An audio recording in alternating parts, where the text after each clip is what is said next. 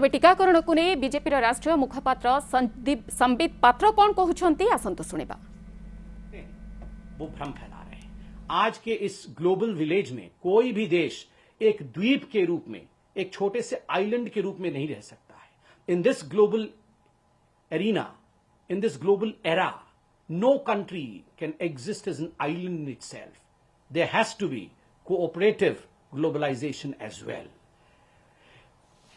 ये एक विषय आपका एक्सपोर्ट को लेकर था। दूसरा विषय जो कुछ दिनों से जो ऑपोजिशन पार्टी के लोग भ्रम फैलाने की कोशिश कर रहे हैं कि भारत की सरकार कंपल्सरी लाइसेंसिंग क्यों नहीं कर देती है, और केजरीवाल जी, मनीष सिसोदिया जी 3 दिन से लोगों को ये बोल रहे हैं कि फॉर्मूला हमें दे दो, फॉर्मूला हमें दे दो।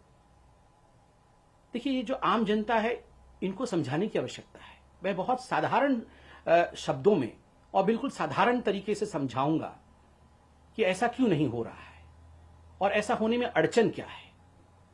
देखिए, ये जो वैक्सीन का फॉर्मूला है, ये कोई ऐसा फॉर्मूला नहीं है कि कोई साधारण सा विषय हो और इसका फॉर्मूला हो और आपको फॉर्मूला दे दिया और आपने घर में वैक्सीन बना लिया, या कोई भी कंपनी अपने घर में वैक्सीन बना लेगी और उसका वितरण शुरू हो जाएगा।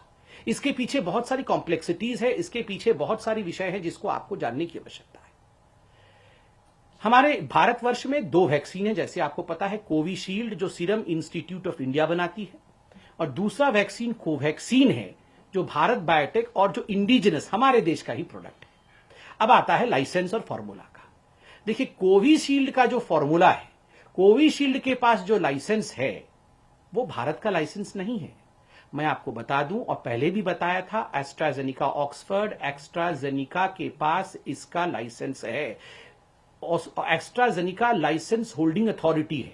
इन्होंने सब लाइसेंस किया है। जैसे हम घर को सबलेट करते हैं, वैसे ही इन्होंने सब लाइसेंसिंग किसको किया है? भारत में सीरम इंस्टीट्यूट ऑफ इंडिया को किया है। क्या सीरम इंस्टीट्यूट ऑफ इंडिया अगर चाहे तो इस फॉर्मूला को, इस कॉन्ट्रैक्ट को, इस लाइसेंस को किसी और कंपनी को दे सकती है क्या? नहीं दे सकती है, क्योंकि उसके पास लाइसेंसिंग अथॉरिटी नहीं है। उसका जो भी इंटेलेक्चुअल प्रॉपर्टी राइट है वो एस्ट्राजेनिका